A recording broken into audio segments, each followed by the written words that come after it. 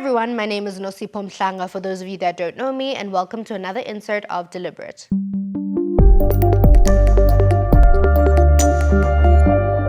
If I had to define my spiritual journey throughout 2020, I don't have one word, I have two. I would definitely say testing and more so say restoration. 2020 for me was a year of a lot of new beginnings. So I graduated as a medical doctor in 2019 and I started my internship at Bara in 2020. And it was obviously an exciting time for me. It took me a very long time to become a doctor. I went through 2 degrees and medicine and then only became a doctor. So in total, my journey was 9 years. And I was obviously very certain of my purpose, that God had set this in my heart, that being a doctor is what you need to be and that's where you need to be. And with God's help and with a lot of grace, mercy, a lot of support from my family and everybody around me, I made it through that whole long 9-year journey and I was finally a medical doctor. So I was really excited going into 2019 and I expected nothing but the best from it. And I really thought that 2019 would be an affirmation of my purpose, because this was finally going to be the stamp on this purpose that God had set in my heart, that I worked towards for pretty much my entire adult life, and I was excited to finally be here. Now, when I started my internship, I started off on a really high note. I started with something that I genuinely enjoy. I started with trauma surgery and it was really an enjoyable time for me. I was quite happy. I was at work a lot and it was very intense work, long hours, but I was really happy because the environment was a conducive one and I enjoyed the people that I worked with and I enjoyed the work. And then came internal medicine, and this rotation is notoriously known for being a difficult rotation because it's a high volume of patients, it's intense work, it's really long hours, and you can imagine Bara being a hospital that's the size that it is, we get the biggest load of patients. So obviously the amount of work that you're going to have to put in, especially as an intern, is going to be a lot more than at a smaller hospital or in a different environment. So I was expecting that, but I didn't expect internal medicine to test me the way that it did. Internal medicine tested me physically. I fell and injured my ankle in internal medicine. I had to be in a moon boot for 6 weeks. It tested me physically. I was exhausted because I was at work all the time. I was in internal medicine for give or take 90 days in total, and of those 90 days I only had 3 weekend days off and my 5 days of leave, so 8 days away from work in 90 days, which is absolutely ridiculous. And more than anything, it tested my faith and my mental health because I became depressed in that rotation. And this was something that I had never experienced before. I've been sad, I've been unhappy throughout my life, my childhood and my adult life, but there was never a point in time where I could say, yes, I'm clinically depressed. And at the hardest time in my life, considering that internal medicine is one of the hardest rotations, I got a big bout of depression. And this was something that I really struggled with because my mental health being at the state that it was, and me being required to function at a higher level because of the rotation that I was in, obviously wasn't gelling very well. So I really struggled through that time, and this was when my faith was tested the most. What tested my faith was really honestly that I really felt my purpose was shaken. I've been so sure of the fact that I needed to be a doctor from the time that I would say I was in grade 4. That's when I was just like, okay, no, this looks like this is it for me. But throughout my life,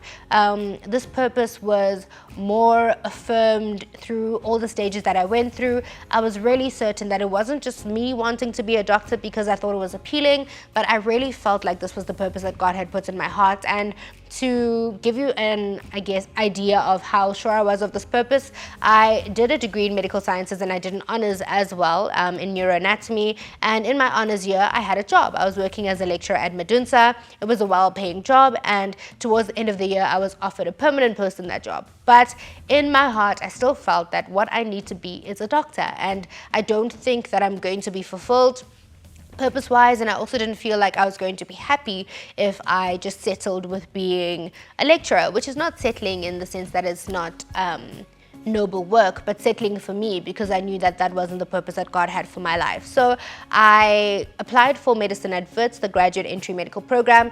I left a job, went back to school to go to university for another 4 years to eventually become a doctor. So that 9 years was 9 years honestly driven by purpose. And now I had gotten to a point where I was in this thing that I knew that God had put it in my heart to do, and now I felt like I wasn't meant to do it. I was sitting there questioning every single day when I had to wake up to go to work, am I in the right place? Am I doing the right thing? Maybe I misinterpreted what God said to me. Maybe this is not for me. And during this time, my mental health took the biggest dip that it ever has in my life. As I mentioned, I was clinically depressed during that time.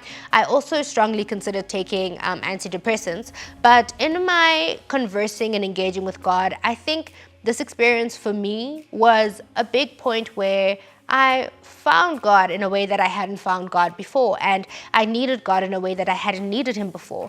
Because I've never had such big issues with my mental health or had to deal with a situation like that before, I had never had to lean on God in that way before. And the thing that really got me through the situation, or the verse that I think stuck with me really strongly during that time, was Romans 8:28, that says, for all things work together for the good of those that love the Lord. And I was just sitting there like, God, this is a promise that you've made, and I love you, and you know that I love you, and I feel that this is where you've put me, and this is where you've guided me to be. You pulled a lot of miracles for me to be where I am at today, and it really can't be the point that you leave me now. And what I struggled with, though, was the disjoint between praying and asking for help and playing my part in doing and I guess helping myself through the situation. So I was praying. I definitely was asking God to help me through the situation. I was asking God to pour into me the strength to make it through that rotation, and also pour into me the strength to make it out of the dark place that I was. But I wasn't pulling my weight, and that was also something that was new to me in my Christian walk, that I have had to pull my weight in the sense that when I was really praying for God to help me get into medical school, for instance, I was pulling my weight because I was studying, I was doing the best that I could. But this was a different type of pulling my weight, because when you are fighting against yourself, it's a different kind of battle. And I really honestly, I have a new appreciation and a new respect for people who struggle with mental health, and people who have struggled with mental health for longer periods than I did, or longer periods than I have, because those people are a different kind of strong. It's so difficult to fight your mind and to fight against yourself. Waking up every day was such a challenge because I didn't feel like anything would be different about my life at the time, anything would be different about my mental states, and anything would be different about my environment, which was functionally true. But it takes a whole new breed of strength for you to realize that, but to still wake up and do it anyway, to still wake up and try anyway. That's something that I had never experienced before, and it's something that I have a new appreciation for, and something that I also realized I could have never done without the help of the people that were around me, because besides me trying to fight against myself on my own, I also had the great support of my family members. I had the support of friends. I had the support of my seniors, of people around me who were trying to get me through this time that I was struggling with. But there was still a lot that was placed on me. The sad thing about depression as well is that it's really isolating, and in that it makes everybody around you who's a support structure, who you strongly need when you're struggling with mental health, it makes you push them away. And when you push them away, you become more isolated, and the more isolated you are, the more alone you are, and that worsens your depression. And that was the day-to-day struggle that I was going through. And when I got to the point where I realized that I was asking God to give, to restore, to save, to help, I wasn't pulling my weight. So fighting that Goliath, which was my mental health at the time, gave me a new experience with God, and it opened my eyes and my heart to a different side of God, and also opened my heart to a different side of me. And now that I look back at that experience, I realize why I had to go through it. I definitely am not saying that this is an experience that I would voluntarily want to go through again.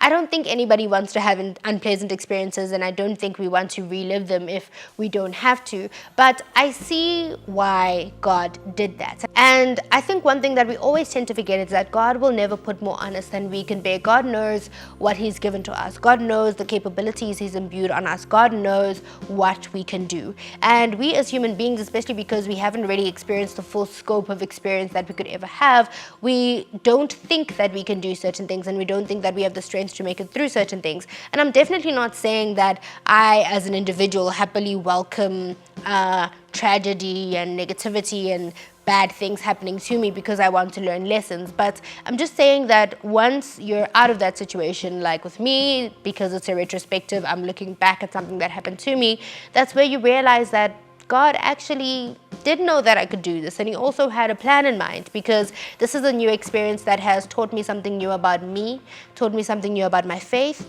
taught me something new about my Christianity, and that's taught me something new about my capability that I wouldn't have otherwise learned in a different situation. So I think being a Christian who trusts God is something that's really easy to say when your trust and your faith isn't tested, because it's easy to be like, God is good all the time. It's easy to say, may His will be done, when His will is good. We are always perfectly happy with accepting and receiving anything that God pours into our lives, or anything that God allows into our lives, as long as it's something that's good and as long as it's something that's positive, that benefits us. But the things that test us, the things that actually grow us, because if you think about it, if you're comfortable and complacent, you don't really do all that much growing, because nothing shakes you to move and elevate or to do better. But uncomfortable situations, tragedy, difficult situations, those are the ones that tend to require a little bit more of us. And for that reason, those are the situations that tend to help us grow. So I'm really grateful that I had the chance to grow. I'm really grateful for the experience. Would I want to have it again? Definitely not.